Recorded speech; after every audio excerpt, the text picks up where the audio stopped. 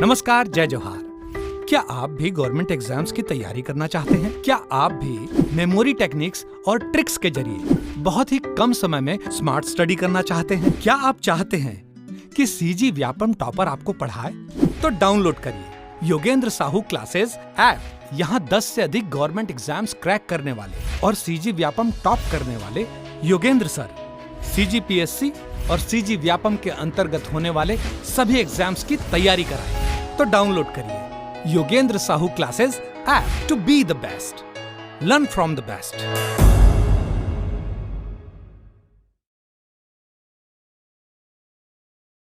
कोई भी सपना साकार करने के लिए सबसे जरूरी है सही कोच का होना। चुनिए Yogendra Sahu classes first rank को और करे अपने सीजी व्यापम CGPSC का सपना साकार। Download the app now. से मैंने अभी तक 16 एग्ज़ाम फाइट किए, ठीक है। 16 एग्ज़ाम निकाले हैं 16 एग्ज़ाम में 11 आपका सीजी का एग्ज़ाम है, सीजी वापम का छत्तीसगढ़ सरकार का, और 5 एग्ज़ाम सेंट्रल गवर्नमेंट का। 2 बार टॉप किया, ठीक है। एक बार 2018 में सीजी वापम में टॉप किया, सेकंड रैंक।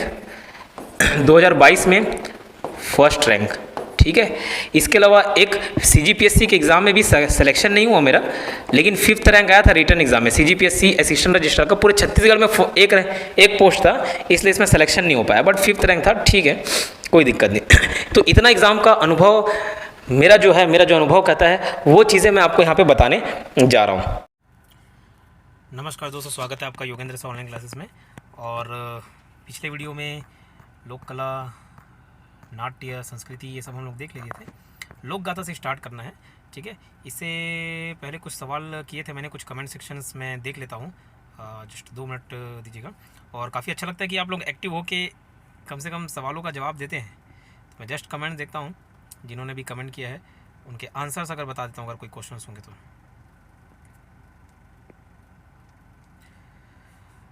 तो एक रवेली नाचा पार्टी की स्थापना बताया था गोकुल जी 1928 बता रहे हैं, बहुत बढ़िया। भैरव सिंह मंदराजी ने 1928-29 में कुछ लोक कलाकारों को एकत्रित करके अपने गांव में रवेली नाचा पार्टी की स्थापना की। रवेली नाचा पार्टी के 1928 से 1953 तक लगभग 25 वर्षों के कार्यकाल में छत्तीसगढ़ के अनेक मूर्धन्य एवं नामी कलाकारों ने अपना कला का प्रदर्शन किया। भैरव सिंह ने थोड़ा मेहनत करके डिटेल्स निकाला है, तो काफ़ी अच्छा। और इसके अलावा प्रिंस जी बोल रहे हैं thank you very much, welcome. Sharif Khan बहुत बढ़िया, थैंक यू। और नरेश जी बोल रहे हैं कंटिन्यू करिएगा ऑब्जेक्टिव क्वेश्चन। मेरा वादा है कि अभी ये 7 दिनों में लोक कला, संस्कृति, जनजाति, इतिहास, ये तो मैं पूरा कवर करा ही दूंगा, इतना मेरा प्रयास रहेगा कम से कम। बाकी और हो सके तो बाकी भी कर दूंगा। मधु लहरे जी का भी रिप्लाई आया है, मंजीत जी का, ठीक है। साहू जी बहुत अच्छा पढ़ाते हो, thank you very much Sahu ji, S Sahu, okay. Varsha Loher thank you. Madhu ji ने भी कमेंट किया है, नेक्स्ट वीडियो का वेट कर रहे हैं। भूपेन जी ने भी रिप्लाई किया है, रवि नाचा पार्टी, ओके। रवि जी बोल रहे साउंड कम आ रहा है, ठीक है, मैं कोशिश करूँगा। कल्चरल वीडियोज़, ये तीनों वीडियोज़ में काफ़ी अच्छा रिस्पॉन्स दिए हैं, ठीक है। मंजारी वर्मा जी ने भी कमेंट किया, नरेश जी, आरती जी और मंजू जी। चलिए आगे बढ़ते हैं, आज की क्लास में आते हैं। देखिए लोक गाथा, ठीक है।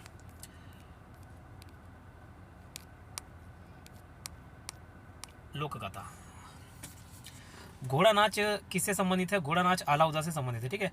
आल्हा उदल की जो गाथा है, घोड़ा नाच, आल्हा उदल की गाथा बुंदेलखंड के राजा परमार देव की गाथा है। इसे घोड़ा नाच के नाम से भी जाना जाता है। इसमें वीर रस की प्रधानता होती है, जिसे छत्तीसगढ़ अंचल में वर्षा ऋतु, शीत ऋतु एवं ग्रीष्म ऋतु में गाया जाता है। अभी एक्चुअल में आल्हा कौन है ये बता देता हूँ। परमर्दी देव एक शासक रहते, पृथ्वीराज चौहान नाम सुने होंगे आप, है ना, सुने होंगे। तो उसी टाइम उसी के समकालीन एक और शासक रहता है राजा परमार देव। ये राजा परमार जो देव रहते हैं, परमार देव जो रहते हैं, उनके भी एक खतरनाक सिपाही रहते हैं आल्हा और उदल, ठीक है।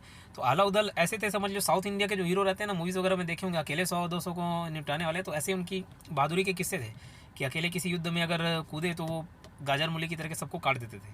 लेकिन उनके भी आल्हा उदल को भी शहीद करवा दिया, किसने?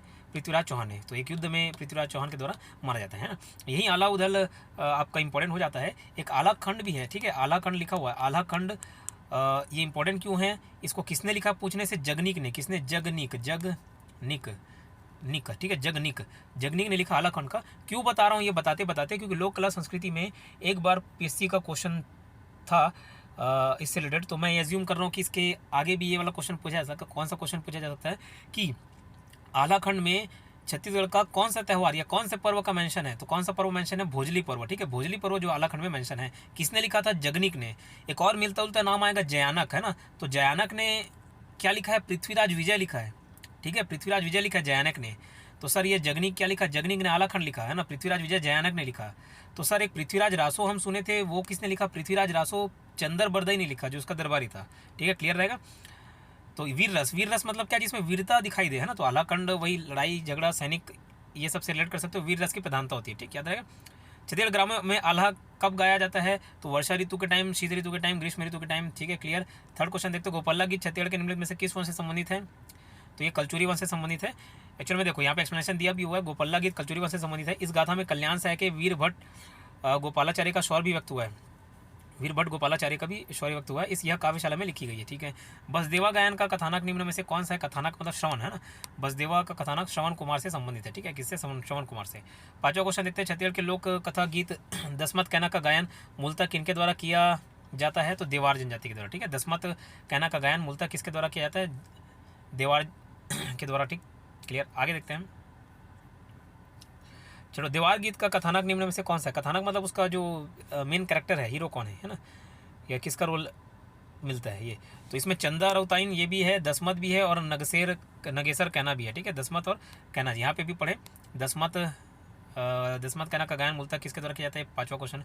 तो छठवां क्वेश्चन में वही है, बस एक एक्स्ट्रा पॉइंट याद रखना, चंदा रौताइन ये भी शामिल है, ठीक है, याद रहेगा। फिर राजा भरथरी और रानी पिंगला के योग में गाया जाने वाला लोक गाथा कौन सा है? तो आपका ये भरथरी गायन है ना, राजा, ये रिपीट हो चुका है। भरथरी लोक गाथा में राजा भरथरी रानी पिंगला के वियोग जीवन का वर्णन है। इसकी प्रमुख गायिका सुरुजबाई खांडे एवं वाद्य यंत्र एकतारा और सारंगी है। मैंने बताया था सरोज नाम से, सूरजबाई खांडे, ठीक है। तो उसे मिलता जुलता कोई नेता है, तो वही से रिलेट किया कि सबको भरते हैं ना, भरते हैं से भरतरी, एक जन को भरते कि सबको, एक जन से आखना एकतारा, सबको से सारंगी, सारे लोगों को, ठीक। तो वैसे याद कर सकते हो। कौन सा नित्य महाभारत की कहानी सुनाता है? तो पंडवानी। नौवां क्वेश्चन, इस राज्य की गाथा सीताराम नायक का सीताराम कौन था? सीताराम क्या है? बंजारा है, ठीक है। तो सीताराम नायक की गाथा का प्रमुख पात्र सीताराम है, जो बंजारा समुदाय से संबंधित है, ठीक है। बंजारा समुदाय से संबंधित है, याद रहेगा। इस राज्य की गाथा सीताराम नायक का सीताराम कौन था? तो बंजारा था। सीताराम नायक की गाथा का प्रमुख पात्र सीताराम है, जो बंजारा समुदाय से संबंधित है, ठीक है। और ये 9 के बाद ये 132 आगे हैं, हालांकि ये 10वां क्वेश्चन ही है क्रमानुसार। ये वीडियो सीरीज देखने का फ़ायदा क्या है? आपको खुद से जब आप देखोगे ना, होता क्या है, जब आप खुद से कोई ऑब्जेक्टिव सीरीज़ पढ़ने चालू करोगे तो आपका दिमाग इधर उधर भटकेगा। उससे बेहतर है वीडियोस चल रहे हैं, उसी वीडियोस में कोई दूसरा बता देना, तो आपको मेहनत कम लग जाता है। आप बस कान में ईयरफोन डाल के उसको सुनते चलना है, तो ये बहुत लाभदायक सिद्ध होता है, ठीक है, समझे। काफ़ी लाभदायक सिद्ध होगा ये ऑब्जेक्टिव सीरीज़, तो इसको ज़रूर देखिएगा। बस वीडियोज़ प्ले कर लीजिए और देखते चलिए, ठीक है। तो जितना आप खुद से पढ़ पाओगे ना, उससे ज़्यादा इसमें वीडियोज़ में कवर हो जाएंगे। तो लोक कला विविध में देखते हैं, आधुनिक चित्रकला के क्षेत्र में छत्तीसगढ़ के प्रसिद्ध चित्रकार हैं ये प्रवीण शर्मा। तो यहाँ पे हम लोग नीचे देख लेते हैं छत्तीसगढ़ के प्रमुख चित्रकार कौन हुए। तो कल्याण प्रसाद शर्मा, प्रवीण शर्मा, ए.के. दानी, ए.के. मुखर्जी, निरंजन महावर और गणेश मिश्र, ठीक है। तो ये सब छत्तीसगढ़ के प्रमुख चित्रकार हैं इन निम्नलिखित में से, ठीक। अब देखो इसको याद कैसे करोगे, मैं बता रहा हूँ आपको। जैसे चित्र, पेंटिंग वगैरह कहीं बनाते हैं, ये जितने भी चित्रकार है ना, चित्र का नाम याद करा दे रहा हूँ मैं, है ना, बढ़िया रिलेट करके। जैसे आप गणेश भगवान का चित्र बनाते हो, चित्र किसका किसका बनाते हो बताइए। एक तो गणेश भगवान का बनाते हैं, हाँ सर गणेश भगवान का चित्र बनाते हैं। महावीर का बनाते हो, महावीर मतलब जैसे हनुमान भगवान का चित्र बनाते हैं कि नहीं बनाते, पेंटिंग उसका, हाँ सर बनाते हैं। तो गणेश हो गए, महावीर से महावर, निरंजन महावर याद रह जाएगा। मुखर्जी किसी का चेहरे का चित्र बनाते हो और क्या बना देते हो, ठीक है। तो चेहरा बनाते हो, मुख बनाते हो, मुखर्जी याद रहेगा, ठीक है। उसके बाद प्रवीण शर्मा एक क्रिकेटर था, वहाँ से मैं याद किया हूँ, प्रवीण शर्मा का पेंटिंग बनाए। और कल्याण प्रसाद शर्मा और ए.के. दानी, तो जैसे कोई दान बनाते हुए, जैसे गणेश भगवान को बनाओगे, साथ में लड्डू वगैरह फोटो बना लेते हैं, प्रसाद का फोटो बना लिए, तो कल्याण प्रसाद शर्मा और ए.के. दानी, दानी मांग रहे, दान मांग रहे, ऐसा रिलेट कर सकते हो, ठीक है। तो प्रमुख चित्रकार याद रहेंगे, गणेश का बनाया, महावीर का बनाया, मुख का बनाया, चेहरे का बनाया, प्रसाद का बनाया, प्रवीण शर्मा का बनाया, दान देते हुए बनाया। तो ये सब प्रमुख चित्रकार हैं, याद रखना है इसको, है ना। फिर नेक्स्ट क्वेश्चन है, छत्तीसगढ़ की चित्रकला, लोक चित्रकला निम्नलिखित कौन कौन सी है। तो सवनाही है, नोहे डेरा है, नोहे डेरा अलंकरण बोला जाता है, और एक घर सिंगार है, ठीक है। तो ये सिरपुर चित्रकला नहीं है, आपका सवनाही है, नोहडेरा है और घर सिंगार है, ठीक, क्लियर। अब देखो ये सवनाही क्या होता है, सवनाही नाम से ही क्लियर है, मैं बताते भी चल रहा हूँ कुछ पॉइंट्स। हालांकि आपको पूरा थ्योरी पढ़ना है, ये तो मेरा ऑब्जेक्टिव जो पढ़ चुके हैं वो ऑब्जेक्टिव यहाँ पे सॉल्व कर ले रहे हो। अगर कोर्स खरीदना है तो आप कोर्स जाके परचेस कर सकते हो, ठीक है। तो मैंने जितने भी एग्ज़ाम्स निकाले हैं, 16 एग्ज़ाम्स काउंट करता हूँ मैं, और उसमें 2 बार CG वापम में टॉप और 1 बार CGPSC जो असिस्टेंट रजिस्ट्रार का एग्ज़ाम था, पूरे छत्तीसगढ़ में एक पोस्ट था, उसमें 5th रैंक आया था रिटर्न एग्ज़ाम में। सिलेक्शन तो नहीं हो पाया।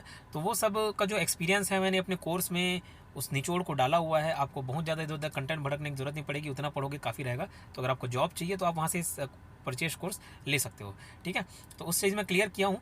बाकी जो नए स्टूडेंट्स हैं उसके लिए बता देता हूँ सवनाही क्या होता है। सवनाही से क्या क्लियर हो रहा है? सावन महीना।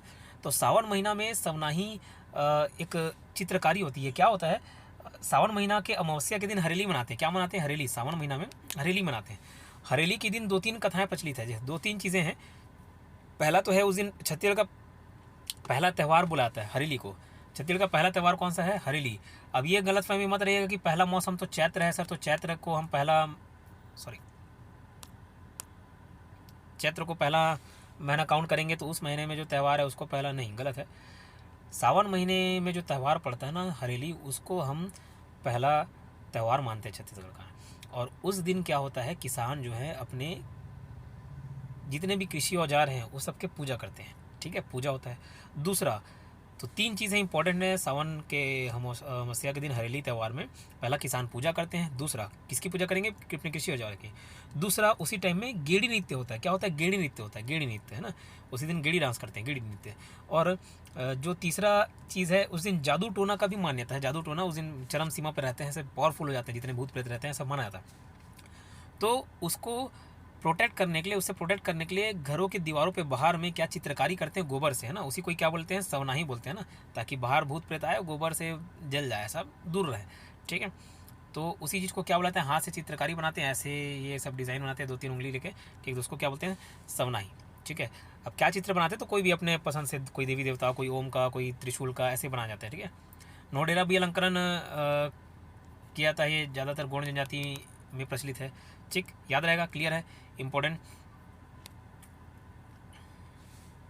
और अच्छा, एक स्टूडेंट्स ने कमेंट किया था, हालांकि मैंने कमेंट डिलीट कर दिया, कि सर सीधा एक्स्ट्रा पॉइंट्स मत बताया करो, बस इसको पढ़ा के ख़त्म करो। तो मुझे लगता है कि एक्स्ट्रा पॉइंट्स बता दूंगा ना तो आपको याद रहेगा, ठीक है। तो एक्स्ट्रा पॉइंट्स बताता हूँ, उसको सुना करो, नहीं तो वो तो सीधा किताब पढ़े जैसा हो जाएगा। तो जब बता रहा हूँ कोई चीज़ एक्स्ट्रा, तो आपका एक्स्ट्रा नॉलेज के लिए आप 10 सेकंड 20 सेकंड आगे स्किप कर दो ना, क्या दिक्कत है उसमें, ठीक है। छत्तीसगढ़ की लोक चित्रकला के संबंध में निम्नलिखित में से कौन सा कथन सत्य है? तो सीधा पढ़ते हैं, लोक कला चित्र ग्रामीण घरों की दीवारों पर की जाती है, ठीक है। छत्तीसगढ़ लोक चित्रकला नोडेरा उद्रेखण कला है। यह नए घर के प्रवेश के पूर्व दीवारों में मिट्टी से विभिन्न प्रकार के चित्रांकन करने की कला है। और सवनाही तो मैंने बता दिया, सावन महीने। छत्तीसगढ़ में पुनर्विवाह को सामान्यता निम्नलिखित में से किस नाम से जाना जाता है? चूरी पहनाई, है ना। ये छत्तीसगढ़ में पुनर्विवाह का सामान्यता किस नाम से जाना जाता है? चूरी पहनाई, है ना। चूरी पहनाई एक तो जैसे कोई विधवा हो गया, फिर से विवाह कर रहा है ना, फिर से विवाह कर रहा है, मतलब जैसे किसी का हस्बैंड या वाइफ खत्म हो गया है ना, तो फिर से जो विवाह करते हैं पुनर्विवाह, उसके बाद विवाह कर रहा है, उसको बोलते हैं चूरी पहनाई, ठीक है। क्या? चूरी पहनाई। तो इसमें एक मैं बहुत अच्छा आपको एक पॉइंट बताता हूँ। एक कांड विवाह होता है, कांड विवाह या तीर विवाह, ठीक है, या इस परंपरा को कांडा बरा विवाह भी बोला जाता है। तो मैं पूरा पॉइंट बता रहा हूँ, आपको ढूंढ के बताना कि कौन सी जनजाति है। नेक्स्ट थोड़ा सा मेहनत करोगे ना बेटा, तो आपको वो याद रहेगा परमानेंट। एक कांड विवाह या बाण विवाह बोला जाता है। तो एक पर्टिकुलर जनजाति है जिसमें जब जो फीमेल रहती है ना, तो वो मैच्योर मतलब उनका पीरियड आने से पहले ये विवाह कराया जाता है। उनका विवाह तीर से कराया जाता है, तीर या बाण मतलब बोला जाए तो उसी कोई कांड विवाह या बाण विवाह बोला जाता है। तो उनका पीरियड आने से पहले ये विवाह कराया जाता है, उनका संपन्न, ठीक है। ये ऐसी परंपरा है। और अगर उससे पहले अगर विवाह नहीं कराया है ना, और बाद में अगर सोचे कि वो कराएंगे, तो ये संभव नहीं है। बाद में फिर समान विवाह नहीं होता, तो विवाह से पूर्व ये सब विवाह कराया जाता है, जिस परंपरा को कांडा बरा कहा जाता है। क्या? कांडा बरा कहा जाता है, ठीक है। तो कांड विवाह तीर विवाह समझ गए। तो अगर ये विवाह नहीं हुआ तो समान विवाह नहीं होता, फिर उनको चूरी पहनाई विवाह करना पड़ता है। तो ये कौन सी जनजाति के अंतर्गत है, ये मेरे को बताइएगा कमेंट सेक्शन में। थोड़ा सा मेहनत करिए और बताइएगा। मैं अगले कमेंट सेक्शन में जो भी आंसर दिए रहेंगे तो नाम पढ़ के बताऊँगा, जो भी पहले कमेंट किए रहेंगे, ठीक है। कौन सी इस राज्य की सांस्कृतिक विशेषता नहीं है?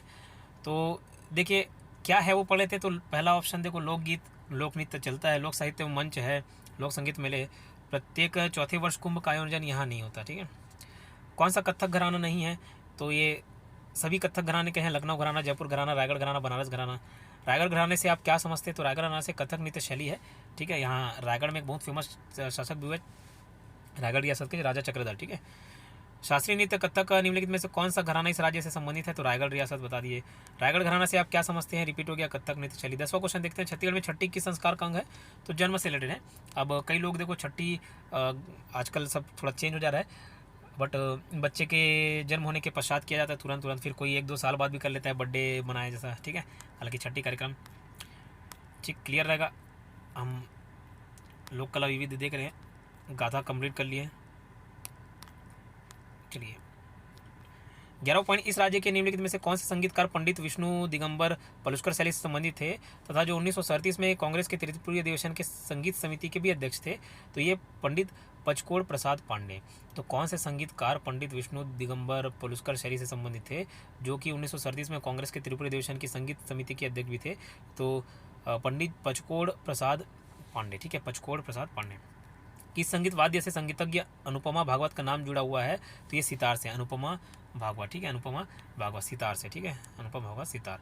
तो अनुपमा भागवत का नाम किससे जुड़ा हुआ है? सितार से। तो इसको मैं कैसे रिलेट किया हूँ, जैसे देखो भागवत एक बुधादित्य मुखर्जी एक बुधारू करके हैं, हमारे गांव में रहते थे, वो हमेशा सितार खाते थे, विमल खाते थे, ऐसे लेट कर लिए तो बुधारू हो गया, विमल हो गया, ये सितार वादक से संबंधित है, ठीक है।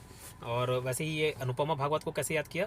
तो भागवत जब चलता है, भागवत कथा देखना, यहाँ जितने भी ऐसी कथाएं होती हैं, भागवत पुराण या कोई भी पुराण हो गया, शिव पुराण, तो उसमें एकदम कतार लग जाता है, कतार से अगना सितार, कतार से क्या? सितार। तो अनुपमा भागवत का नाम किससे जुड़ा हुआ है? सितार, ठीक है। ऐसी मजेदार ट्रिक से पढ़ने के लिए अगर आप चाहते हैं पढ़ना तो पेड कोर्सेज ज्वाइन कर सकते हो।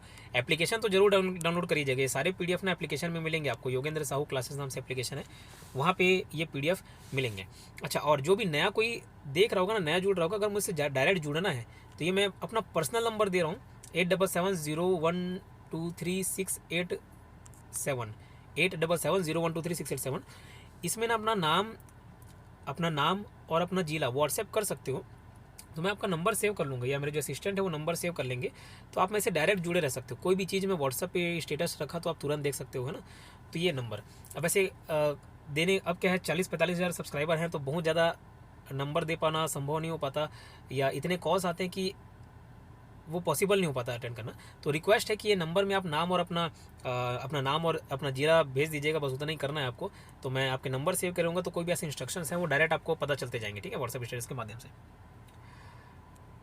13वां क्वेश्चन देखते हैं, छत्तीसगढ़ की लोकप्रिय प्रदर्शन कला चंदैनी गोंदा प्रमुख रूप से छत्तीसगढ़ के किस जिले से संबंधित है? तो दंतेवाड़ा जिला से संबंधित है। चंदैनी गोंदा किससे? दंतेवाड़ा जिला से संबंधित है। शास्त्रीय नर्तक डॉक्टर चंदन सिंह किस नृत्य से संबंधित है? कथक से, ठीक है।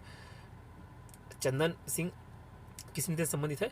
कथक से, ठीक है, कथक। अब ये देखो इसको याद कैसे किया, चंदन का जो वृक्ष रहता है, अभी एक मूवी आई थी पुष्पा झुकेगा नहीं साला, ठीक है, तो ये था झुकेगा नहीं साला। तो ये झुकेगा नहीं साला में चंदन, तो वो लाल चंदन रहता था एकदम, उसका देखना कत्था टाइप का कलर है, ठीक है, लाल चंदन। तो चंदन सिंह कथक से आना, कथक, ठीक है, कथक से कथक, ठीक है, कत्था से कथक याद रहेगा। रायगढ़ के निम्नलिखित प्रसिद्ध गायकों में से कौन बड़े गुलाम अली खान के शिष्य भी थे?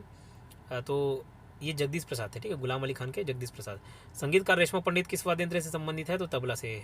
संगीतकार रेशमा पंडित किस वाद्य यंत्र से संबंधित है? तबला से, ठीक है, रेशमा पंडित जो है तबला से संबंधित है। और आपका प्रसिद्ध गायक अरुण यादव किस गीत शैली से संबंधित है? पूछने से फाग गीत से। अरुण यादव किस गीत शैली से संबंधित है? फाग से। तो याद रहेगा रेशमा पंडित तबला और अरुण यादव फॉग, ठीक है, अरुण यादव क्या? फॉग। तो ये आपका ये पॉइंट कवर हुआ। इसके आगे भी और लोक कला संस्कृति के आएंगे, ठीक है। वीडियोस आप लाइन से देखते चलिए। अगर अच्छा लगता होगा सीरीज़ तो आप से रिक्वेस्ट है कि ये वीडियो को जितना ज़्यादा हो सके शेयर करिए। और एकमात्र वही जरिया है, मैं बिल्कुल भी यहाँ पे एडवर्टाइजमेंट नहीं चलता, मैंने जैसे बताया, ठीक। तो पैसा कमाने का उद्देश्य नहीं है, यूट्यूब से पैसा कमाने का उद्देश्य नहीं है। अगर जहाँ पैसा कमाने का उद्देश्य रहता है तो वो एप्लीकेशन से पूरा हो जाता है। यूट्यूब पे फ्री है, जो अफोर्ड नहीं कर सकते। तो जो एजुकेशन यहाँ पे फ्री एजुकेशन ले रहे हैं, तो उनका इतना कम से कम कर्तव्य बनना चाहिए, फ़र्ज़ होना चाहिए कि वीडियो को शेयर कर दीजिए, ठीक है। ज़्यादा से ज़्यादा लोगों को जोड़िए। और कोई ऐसा डाउट रहता होगा तो आप कमेंट सेक्शन में ले सकते हो। अगर मेरे बताने योग्य है, अगर मेरे पास समय है, तो मैं आपको वो डाउट ज़रूर क्लियर करूँगा, ठीक। नया वीडियो बनने से पहले पुराने वीडियोस के कमेंट्स में ज़रूर चेक कर लेता हूँ, और बहुत दिन बाद हो जा रहता तो वो पुराने कमेंट्स देख पाने थोड़ा संभव नहीं हो पाते। कोई डाउट रहेगा तो बताइएगा। जल्दी मिलते हैं नेक्स्ट वीडियो में। धन्यवाद।